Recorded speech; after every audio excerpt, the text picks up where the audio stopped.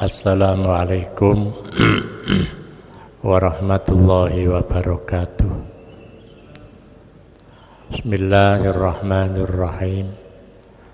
Alhamdulillahilladzi hadana lihadza wa ma kunna linahtadiya laula an hadanallah.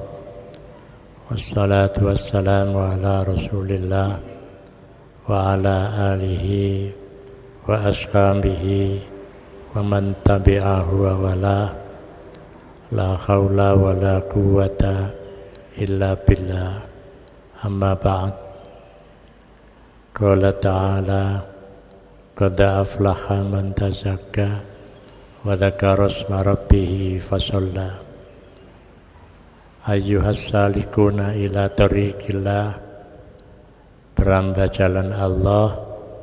Mari kita awali kajian kitab Risalah Qusyairiyah dengan bersama-sama membaca Ummul Quran agar kita tetap sehat walafiat, ilmu manfaat, rezeki gangsar barokah, anak cucu solih dan solihah.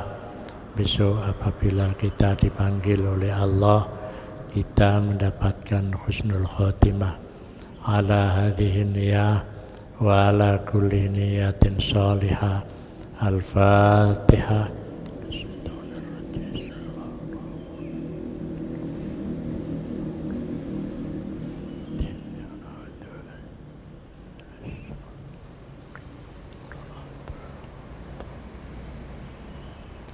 Barokah Fatihah yang kedua untuk jamaah kita yang sekarang sedang menunaikan ibadah umroh. Semoga mereka di sana senantiasa dihiasi dengan kegembiraan dan kesehatan yang prima. Al-Fatihah.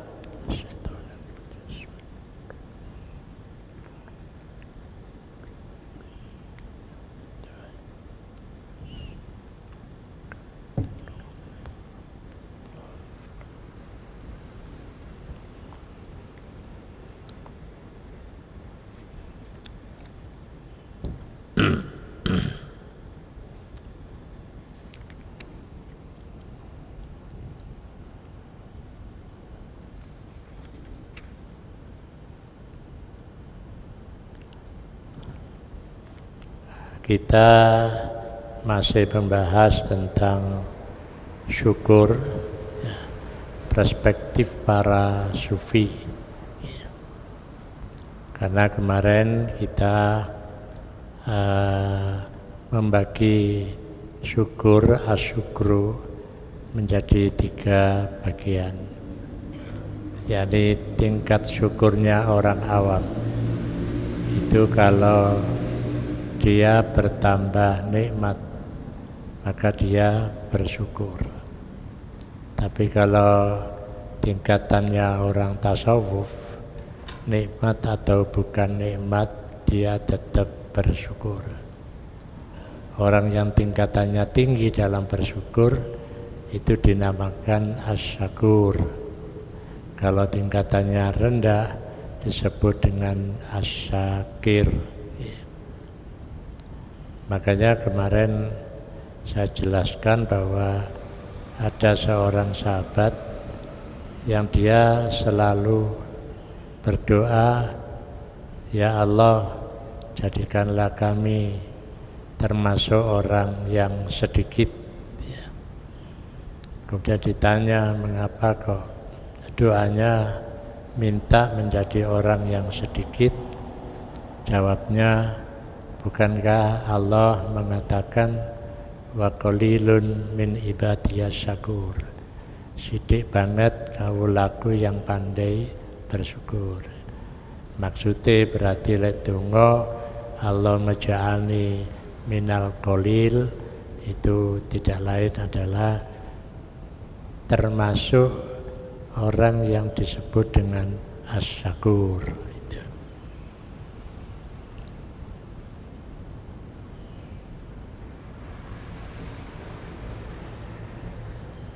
Kita buka halaman 249.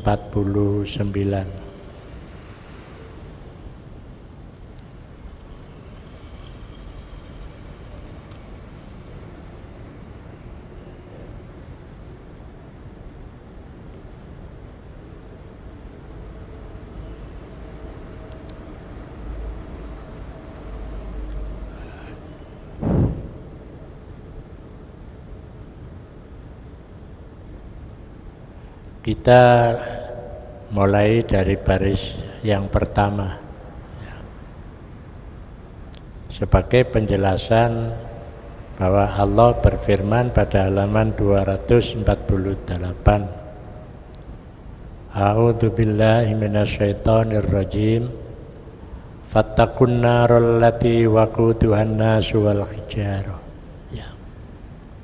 Fattaqu moko wedya sira kabeh, ya. Annaro ing geni allati waquduhan nas, ya, yang penyalanya, ya, yakni manusia, wal hijarah dan batu, ya. Di sini dilanjutkan tentang saya, ya, batu maksudnya menangis karena takut kepada Allah, kata sang batu. Nabi lalu mendoakan agar Allah menyelamatkan batu itu. Setelah itu Allah menurunkan wahyu kepada Nabi, ya. Aku, Allah, telah menyelamatkan batu itu dari api neraka. Nabi lantas pergi. Ketika dia kembali, dia melihat air masih tetap memancar dari batu seperti semula, dan dia merasa heran. Allah memberikan lagi, ya, kemampuan berbicara kepada batu itu. Nabi lantas bertanya, kenapa engkau menangis? Jawabnya, Allah telah mengampunimu, jawab sang batu. Yang pertama, ia menangis karena berduka cita dan takut. Sedang yang kedua, menangis karena bersyukur dan bahagia. Nabi itu berkata seraya melangkah pergi. Menurut satu pendapat, yang dimaksud orang yang mensyukuri kelebihan adalah orang yang mendapatkan kenikmatan. La in syakartum, ya, la in syakartum la azidannakum. Apabila engkau bersyukur, pasti aku akan tambahkan. Jadi ada tambahan, baru dia bersyukur, ya. Karena ada bersyukur karena apa yang dia terima sejak awal, tapi ada yang bersyukur karena yang lama, ya, tidak disyukuri, tapi yang baru disyukuri. Jadi lain nerimo anyar baru bersyukur, itu karena la in syakartum la azidannakum. Nah, sedang yang dimaksud orang yang bersabar adalah orang yang mendapatkan, ya, cobaan. Innallaha ma'as sabirin. Sesungguhnya Allah beserta orang yang sabar, ya. Nah, antara syukur dan sabar, ya, itu ada keterkaitannya. Jadi kalau orang bersyukur itu karena dia mendapatkan nikmat yang baru. Jadi ketika oleh nikmat yang baru, dia bersyukur, ya. Tapi dia ketika mendapatkan nikmat yang baru, dia dituntut untuk bersabar. Dipergunakan untuk apa nikmat yang baru itu? Maka menggunakannya sesuai dengan keinginan Allah, maka berarti dia bersabar. Sebab ada orang mendapatkan nikmat tapi dikai maksiat, nah, itu berarti dia tidak bersabar. Karena banyak orang itu mendapatkan nikmat dia bersyukur tapi tidak bersabar, akhirnya dipergunakan sesuai dengan kemauannya sendiri gitu. Makanya ada orang yang bersyukur yang dia bersabar, menggunakan apa yang diberikan oleh Allah sesuai dengan kehendak Allah gitu. Tapi kalau tidak, dia bersyukur tapi tidak bersabar gitu. Makanya ada kaitannya di dalam kitab Ihya Ulumuddin, itu lebih rinci. Jadi ada orang yang makomnya bersyukur, ada makomnya yang bersabar. Tapi ada orang yang bersyukur sekaligus bersabar, ada orang yang sabar sekaligus bersyukur gitu. Jadi kalau kemarin saya jelaskan, wong Jawa iku akeh untunge gitu. Lho kok akeh untunge? Kecelakaan loh. Si alhamdulillah dibandingno karo kancane iku malah lukanya lebih berat daripada dirinya. Maka dia mestinya bersabar tapi malah jadi bersyukur. Soalnya koncone ana sing luwih nemen gitu. Sekelompok utusan datang kepada Umar bin Abdul Aziz, Khalifah Bani Umayyah. Di antara mereka terdapat seorang pemuda yang sedang berpidato. Umar mengatakan, hindarilah sombong. Biasanya lek wis kadung pidato diperhatikan banyak orang, akhirnya muncul kesombongan gitu. Jadi akhirnya muncul kesombongan. Delok wong-wong itu memperhatikan aku wae gitu ya. Jadi kan biasanya muncul kesombongan. Makanya Sayyidina Umar bin Abdul Aziz menyatakan, kalau kamu pidato hindari kesombongan gitu.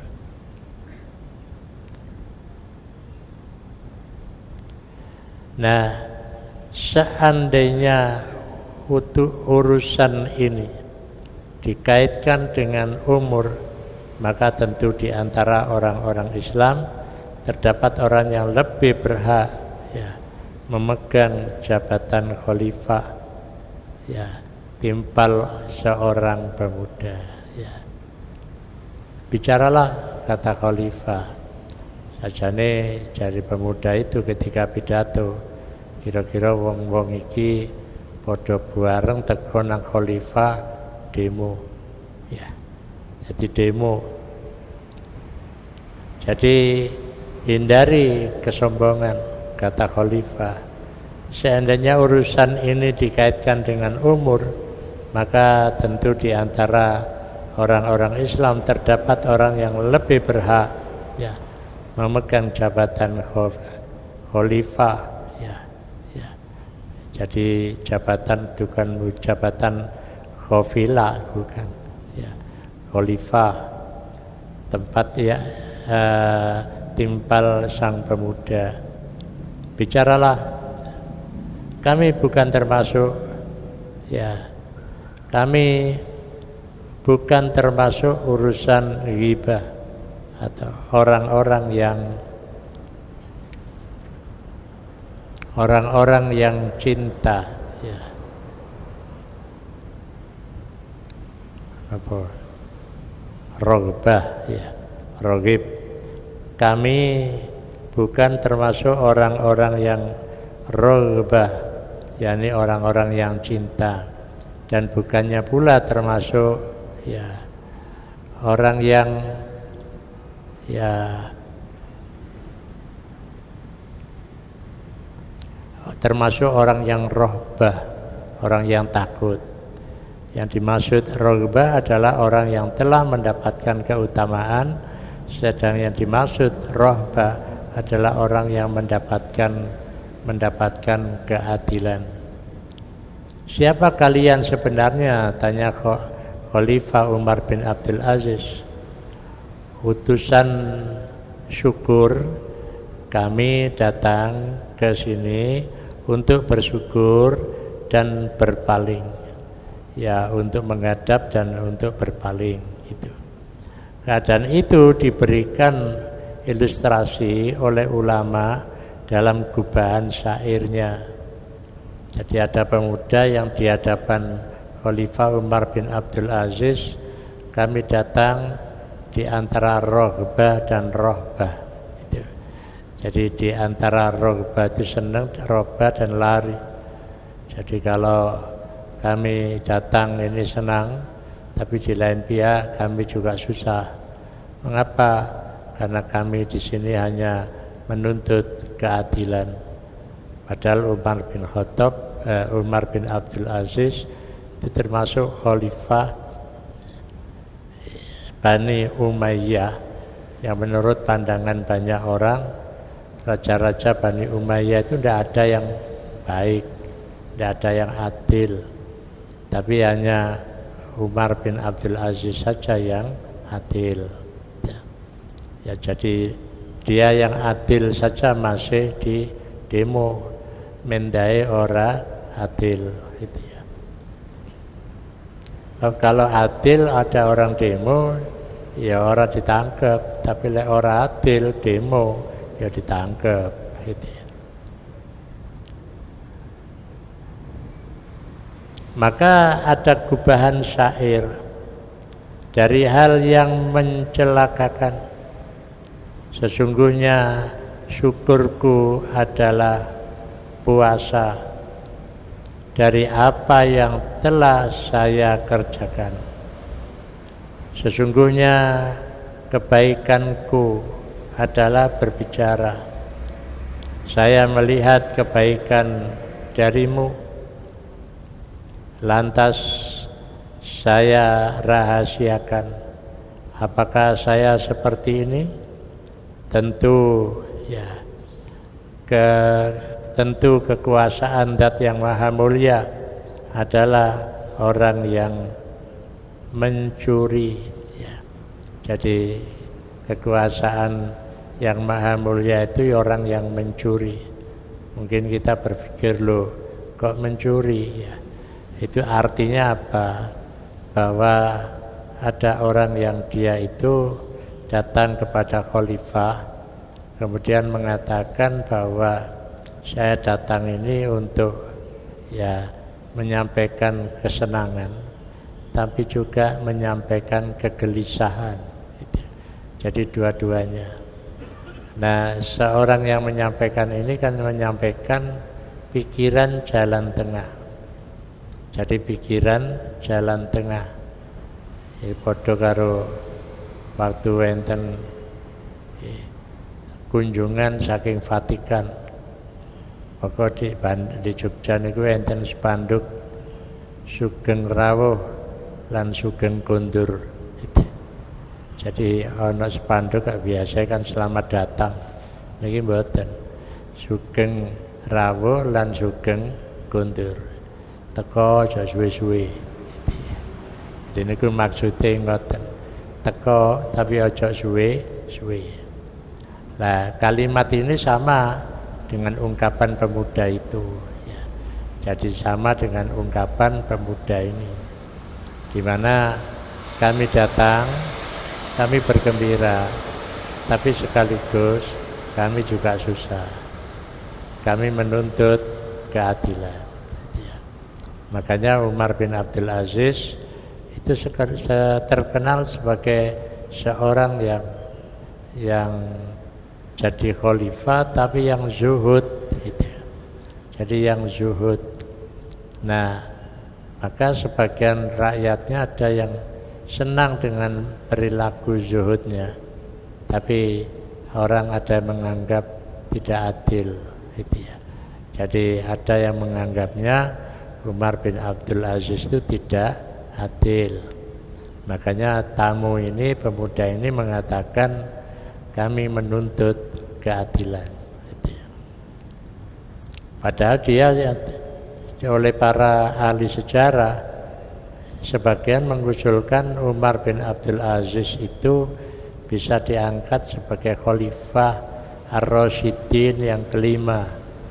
Tapi sebagian ulama, mu'arikh, ahli sejarah niku menolak, ya, gak setuju karena tidak ada keberlanjutan.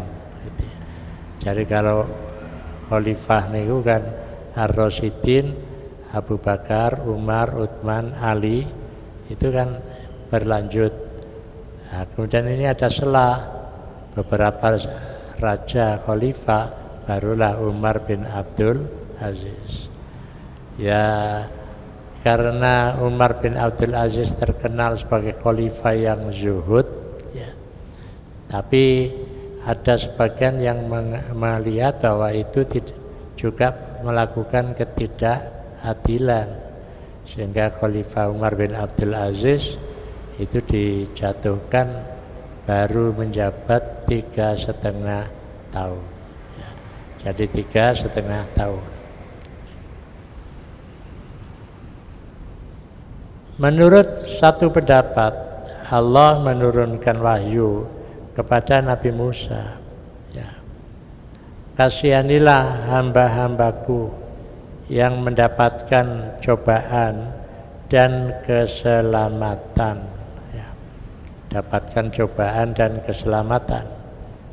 Bagaimana halnya dengan orang-orang yang selamat, ya. Karena sedikitnya mereka bersyukur terhadap keselamatan yang telah diberikan, jawab Allah, ya. Jadi kasihanilah hambaku yang mendapatkan cobaan dan keselamatan. Loh, kok cobaan dan keselamatan? Iya, hambaku itu ada yang mendapatkan keselamatan, tapi dia sedikit bersyukur. Makanya dongakno muga-muga mereka itu pandai bersyukur. Maka menurut pendapat yang lain, ya, memuji ditujukan pada jiwa, sedang syukur ditujukan kepada kenikmatan yang, ya, kenikmatan panca indera, jadi zahir gitu. Menurut sebagian ulama, memuji adalah permulaan, sedangkan syukur adalah, ya, tebusan. Dalam hadis lebih disebutkan bahwasanya permulaan orang yang dipanggil, ya, ke surga adalah orang yang memuji kepada Allah dalam segala hal. Menurut sebagian, ya, jadi menurut sebagian yang lain, ya, memuji kepada Allah ditujukan kepada sesuatu yang diberikan, sedang syukur, ya, ditujukan pada sesuatu yang diberikan, ya. Maka ada orang itu memuji, ada orang bersyukur. Tingkatannya lebih tinggi mana? Lebih tinggi memuji karena melihat yang memberi. Tapi kalau bersyukur itu hanya melihat apa yang diberikan. Padahal apa yang diberikan itu ada kalanya dia tidak bisa bersyukur. Tapi kalau memuji, berapapun yang diberikan dia tetap memuji. Jadi oleh karena itu bersyukur dengan memuji, ya, maka lebih tinggi memuji. Makanya kita dibudayakan alhamdulillah, ya. Tapi ada yang membaca kelanjutannya wasyukru lillah. Tapi ana sing maca wasyukurillah, malah jadi basa Jawa gitu, ya. Jadi alhamdulillah wasyukru lillah. Tapi menurut pandangan di sini maka tidak perlu wasyukru lillah, tapi cukup alhamdulillah itu. Jadi alhamdulillahilladzi an'ama alaina bi ni'matil iman wal islam. Jadi tidak perlu alhamdulillah wasyukru lillah itu.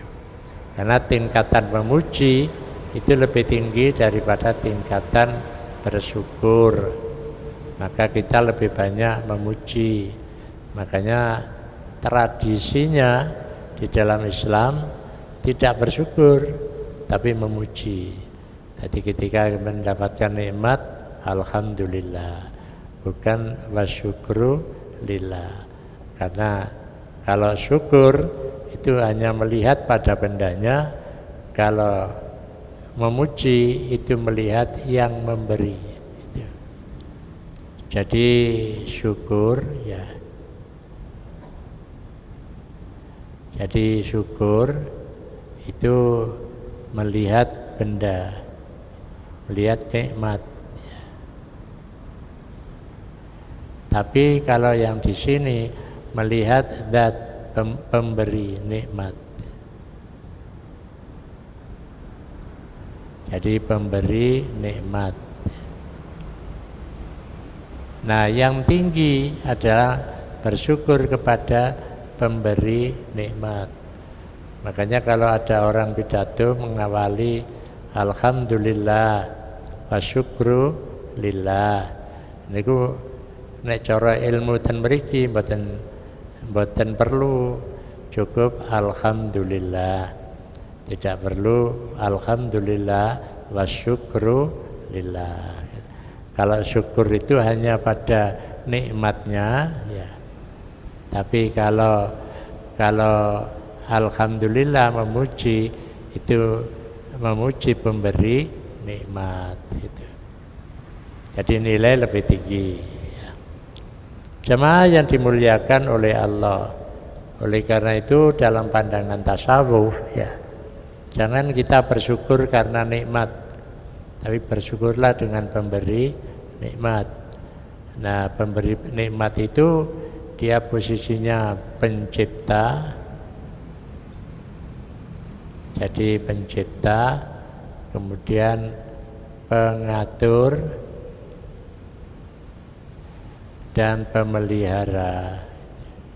Jadi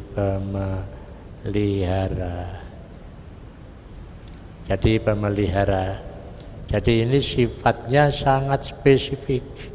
Tapi kalau nikmatnya, maka bisa jadi kita akan bersyukur ya ketika cocok dengan karep kita. Tapi kalau enggak cocok dengan karep kita, kita tidak akan bersyukur. Gitu ya. Jadi kalau nikmatnya itu kan dilihat dari besar ya, dan kecilnya.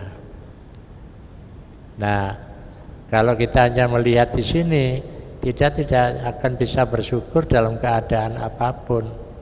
Padahal kita dituntut bersyukur, itu kecil atau besar nikmat Allah, kita tetap bersyukur. Gitu. Jadi alhamdulillah ya. Mas yo ndek kantong bolong, tapi krana sehat dia bersyukur. Alhamdulillah tasik dipun paringi sehat wal afiat. Karena kesehatan itu lebih besar ya. Jadi kesehatan itu lebih besar. Nah, syukur itu adalah buah dari seorang yang sudah pada tingkat ma'rifat gitu.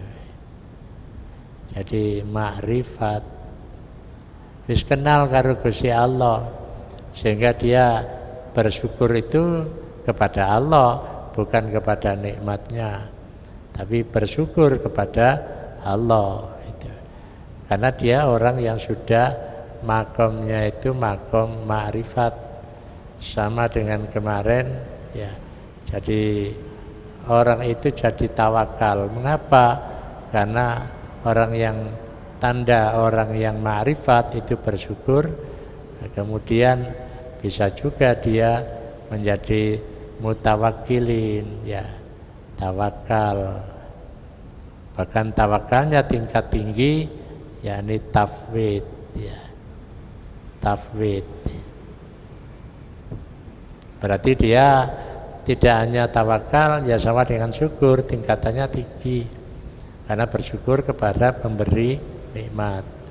Nah, orang yang ma'rifat ketika tawakal dia langsung kepada mencapai tingkat tafwid, karena itu tingkat yang paling tertinggi ya. Maka dalam pandangan sufi pilihannya bukan yang terendah, mesti yang tertinggi. Itu pandangan sufi ya.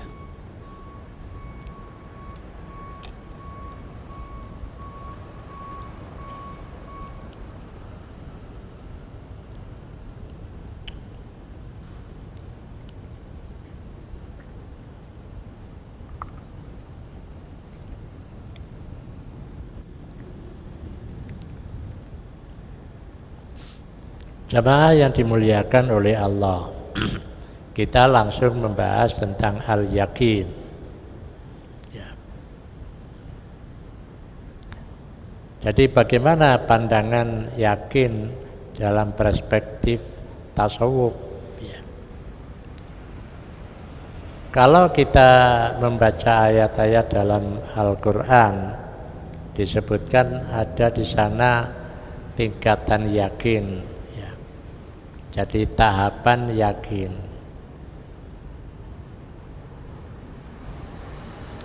Ada tahapan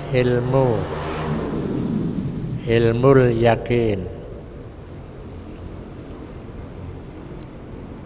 Kemudian tahapan ya ainul yakin.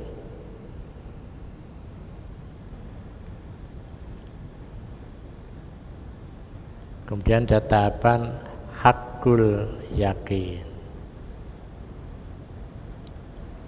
Hakul yakin. Jadi ini berkaitan dengan apa? Dengan sesuatu. Baik itu yang dohir maupun yang batin. Ya. Jadi ada ilmu yakin, pengertiannya yakin karena dia tahu dengan ilmu ya. Kemudian setelah dengan ilmu dia yakin karena sudah nampak di mata ya. Kemudian hakul yakin, maka dia yakin karena itu sudah betul-betul yakin, baik itu secara pandangan mata maupun pandangan hati ya. Kalau di sini ya hakul yakin itu bisa diartikan ada kata al-haq ya. Jadi ada kata al-haq. Jadi hakul yakin itu sudah benar-benar meyakinkan. Makanya kalau dalam ayat wa'bud rabbaka hatta ya'tiyakal yakin, itu yang dimaksud yakin ini yakin yang mana? Sampai engkau mencapai tingkat yakin. Apa yakin dalam pengertian ilmu atau ain atau hak gitu. Sehingga para ulama karena kesulitan wong yakin itu lang angel gak iso diukur, maka yakin di situ hatta ya'tiyakal yakin, maka al yakin yakni al maut ya. Jadi yang dimaksud dengan al yakin dalam ayat itu yakni sama dengan al maut, ngibadah sampai mati gitu. Jadi bukan ngibadah sampai yakin, karena angel tingkatan yakin itu ya. Maka disinilah secara keilmuan tetap ada ilmu yakin, ada ainul yakin, ada hakul yakin.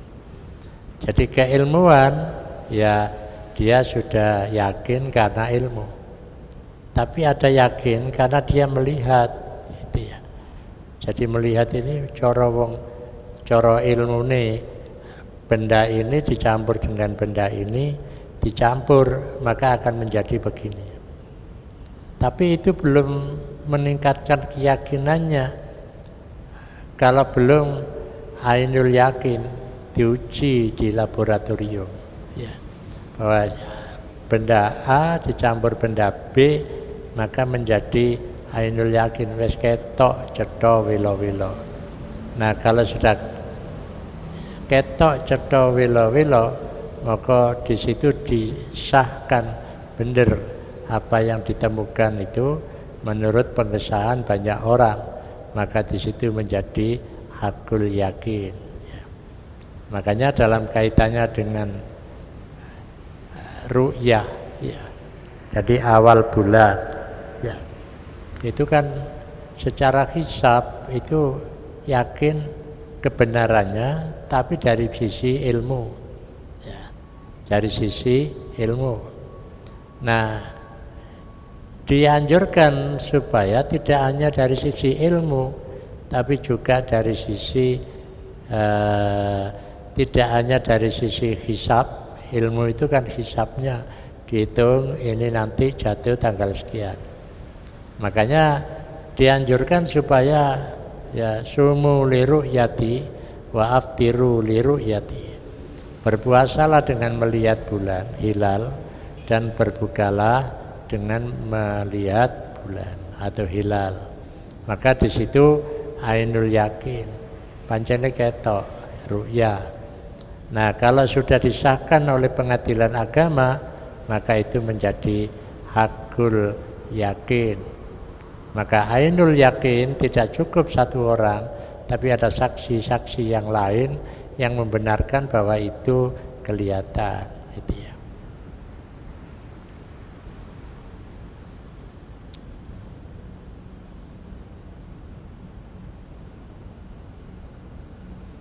Nah, Allah berfirman, walladzina yu'minuna bima unzila ilaika wa ma unzila min qablika wa bil akhirati hum yuqinun. Ya. Jadi orang-orang yang beriman dengan apa yang diturunkan ya kepadamu dan yang diturunkan sebelum kamu, wabil akhiratihum yuqinun, maka dengan hari akhir mereka yakin itu.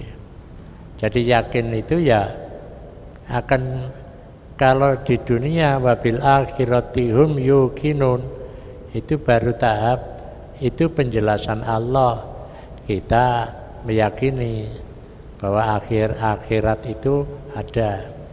Tapi nanti kalau kita sudah berada di alam akhirat, barulah kita merasakan hakul yakin. Ya. Jadi wabil akhiratihum yuqinun. Jadi orang itu lek percaya karo kitabe sing diturunno saiki lan kitab-kitab yang dulu diturunkan, ya, maka dia dengan akhirat pasti yakin bahwa akhirat itu ada. Karena prinsipnya lek ono awal mesti ono akhir. Lek ono dunya ya ono akhirat gitu. Jadi itu cara berpikirnya gitu, cara berpikirnya. Sehingga kalau orang itu percaya dengan kitab yang sekarang diturunkan, maksudnya Al-Qur'an, dan kitab-kitab yang sudah diturunkan sebelumnya, kemudian mereka pasti wabil akhiratihum yuqinun. Dalam kitab-kitab itu dijelaskan tentang hari akhir, tapi mereka yakin gitu saja. Nah, kita ini yakin karena itu diberitahu oleh Allah bahwa besok ya kalau ada awal ada akhir, kalau ada dunia mesti ada akhirat, kabeh mesti ono gandengane gitu. Lek ana enom ya gandengane tuwek, lek ana wong urip gandengane mati gitu. Jadi ana gandengane gitu. Nah, mati itu tidak perlu kemudian dijelaskan secara rinci. Yes, pokoknya lek ana urip ya ana mati. Lek wong iku urip satu ketika mesti mati gitu. Jadi begitu. Makanya ya wis lek ana urip diyakini bakal ono mati gitu. Tapi memang kenyataannya juga seperti itu gitu. Nah, disinilah maka cara berpikir kita berkaitan dengan agama ya, wabil akhiratihum yuqinun, dia yakin aja itu ya. Nggak usah kemudian bener ta itu, enggak, kita yakin. Makanya Abu Bakar satu ketika ditanya oleh sahabat tentang apa yang dinyatakan oleh Rasulullah, pengalamannya Isra Mi'raj. Jawab Abu Bakar, ya jangankan begitu, ya lebih dari itu saya yakin, saya percaya, gitu ya. Jadi saya percaya, makanya disebut dengan dinamakan Abu Bakar As-Siddiq, sing nemen oleh benderno apa sing diungkapkan oleh Rasulullah, gitu ya. Maka kalau kita memahami ayat ini, ya pokoknya dengan akhirat itu diyakini saja, ya. Jadi diyakini saja, tidak perlu kemudian apa bener ta, ya apa bener. Makanya banyak tuh orang-orang itu nggak percaya karo akhirat, ya. Tapi nyatane ketika pemimpinnya itu dielulukan, ya, kemudian pemimpinnya itu sakit dan mati. Nah berarti kalau ada hidup ada mati. Sehingga supaya gak ketok mati, dikei ya apa carane awake wutuh terus didekek di kaca, jadi di museum no, ya tapi kan mati, ya masih di museum no, ya kayak museumnya pemimpin Soviet itu, ya itu kan kalau kita ke Moskow di sana ada itu, kalau kita tidak sana ya lihat aja di YouTube. Nah itu diabadikan di museum itu. Padahal dia tidak percaya dengan Tuhan, tapi kematian itu tetap akan jalan. Sampai-sampai sadurunge mati diwadahi tempat yang rapet, ya. Ternyata begitu waya ditarik nyawone, kocone iki pecah. Anu njupuk nyawone. Berarti ada sesuatu, ada satu kekuatan yang luar biasa. Lewis mayai mati walau kuntum fi burujin musayyadah, ya. Walaupun engkau berada pada sangkar yang rapat, ya tetap mati. Makanya orang komunis itu sudah mulai, ya lek gagah ya tetap jadi komunis, Pak. Tapi kalau wis tuwek entek gagahe, ini wis gak ono maneh wisan, kekuatane gak ono. Nah itulah maka Uni Soviet yang semula bersandar kepada pemikiran komunis akhirnya berubah menjadi mulai tertarik dengan pikiran ketuhanan. Gitu. Nggih, nek enten pertanyaan, monggo.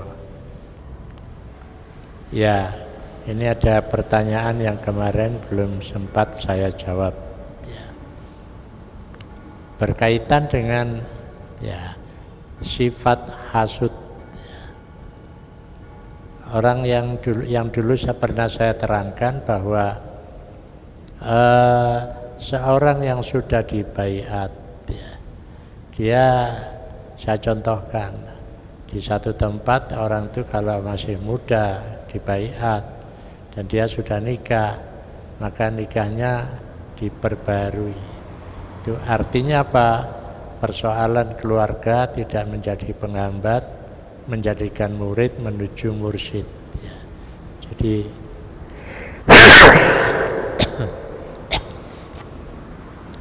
Jadi seorang murid menjadi mursyid, urusan rumah tangganya sudah tidak perlu lagi, ya masalah, tidak boleh ada masalah. Tapi bagaimana? Ini ada pertanyaan. Dia sudah dibaiat, tapi dia masih juga sifat hasudnya itu tidak hilang. Ya ini harus terus dicari. Makanya hasud itu di mana sih posisinya? Ya kalau ini manusia, ya, dan di sini dada manusia. Nah di sini di tengah, di sini susu, ya. Kemudian di sini ada di atas susu, kanan, kiri, dan di bawah. Berarti dia kalau menyadari kok aku iki sih wis melok toriko senengane hasud ae, gitu ya. Nah di mana posisi hasud itu? Ya. Nah maka di sini ada titik-titik tempat hasud. Sebab ada di sebelah kiri, susu sebelah kiri ada di atasnya, ada di bawah. Sebagian ulama mengatakan hasud itu tempatnya ada di sebelah kiri tapi di atas susu. Nah, ini yang harus selalu dibersihkan dengan menyebut la ilaha illallah, Allah Allah Allah sampai 10.000 setiap waktu untuk membersihkannya sampai dia kemudian sifat itu tidak muncul lagi, gitu ya. Jadi ada titik-titik nanti akan kita jelaskan kalau kitab ini sudah selesai. Jadi titik-titik di mana penyakit itu ada hasud, ada sombong, ya. Kemudian ada ya suka bicara, suka makan dan lain. Ada 10 induk akhlak yang tercela, itu ya. Hubud dunya wa karahiyatul maut, cinta dunia dan benci mati. Itu di penyakit ini. Cuma penyakit yang paling abot tak bisa dihilangkan itu kan hasud, gitu ya. Nah, karena ada doa wala taj'al fi qulubina ghillal lil ladzina amanu. Ghillun itu adalah hasud, ya. Jadi ghillun itu tidak bisa hilang dari dada manusia, ya. Susah untuk bisa hilang, gitu.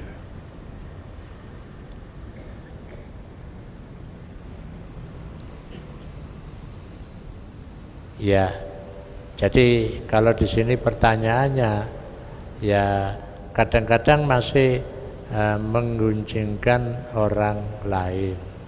Ya, kadang-kadang itu berarti wis rada rigid.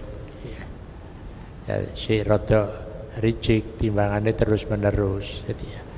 Jadi, nah kalau kita ini sudah tidak pernah itu berarti sudah bersih. Tapi ketika akan muncul kita tekan. Laopo ngrasane kana gunane, ya. Kana gunane tuwas dodone tambah loro, ya. Musin kono tetep sehat, kene pegel tok ae tambah loro. Musin kono sing gak disenengi sehat terus, gak mati-mati malah sing hasud cepet mati, gitu ya. Makanya hilangkan hasud supaya panjang umur. Wallahu a'lam bishawab. Assalamualaikum warahmatullahi wabarakatuh.